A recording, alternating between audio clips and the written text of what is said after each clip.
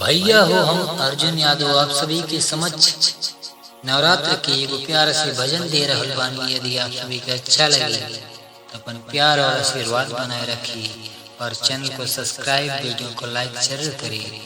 आइए प्रेम से बोली जय माता दी। बड़ा नीक लागेला माई के चमकत मुखड़ा, बड़ा नीक लागेला माई के दमकत चेहरवा।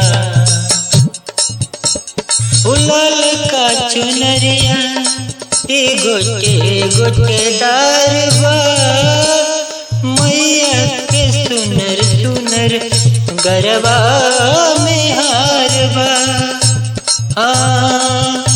लल की चुनरिया माई के गोटेदारवा, गरबा में बोरवाई माई सुंदर हारवा।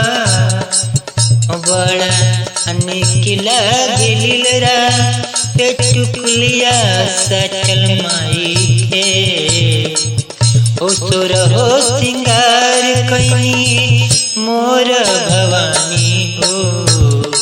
कि माई के दमकत चेहरवा बड़ा नीक लागेला, ओ माई के दमकत चेहरवा बड़ा नीक लागेला।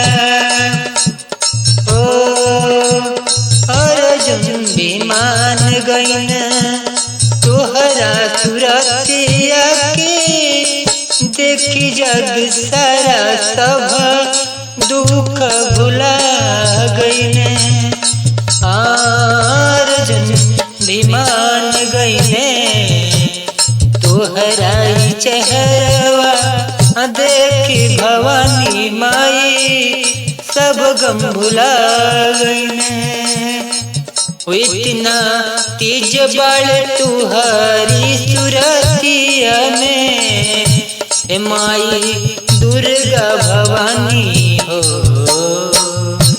बड़ा निक लागे सोरा सिंगार भवानी माई तो।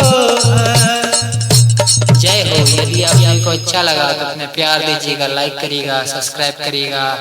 जय माता दी। नवरात्र का ये मेरा दूसरा सॉन्ग है। आप सभी के समझ कैसा है कमेंट करिएगा, राय दीजिएगा अपना।